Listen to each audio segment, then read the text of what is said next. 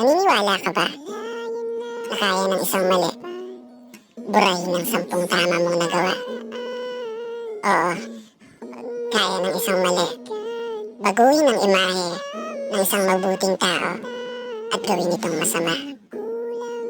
Kaya ng isang mali maging tama sa mata ng iba. Minsan pa nga, yung tama nagiging mali. Depende kung paano na ikukumpara.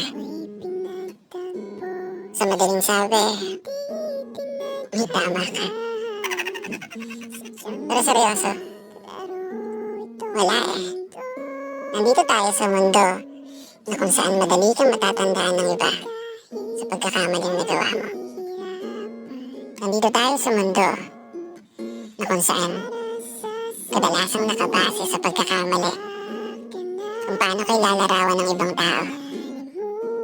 Nandito tayo sa mundo na hindi mo sigurado kung sino o ano ka sa mga kwento. At higit sa lahat, nandito tayo sa mundo na dapat kang maging perpekto. Dapat palagi tama ang ginagawa mo. Kasi sa oras na magkamali ka, sakit man sabihin, burado na ang mga tamang ginawa mo.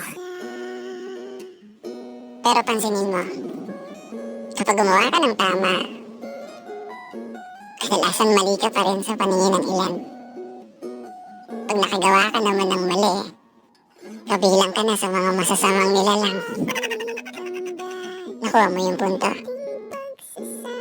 Ang hirap lumagar. Ang hirap makibagay. Mahirap makisama. Mahirap makihalubilo. Pero yan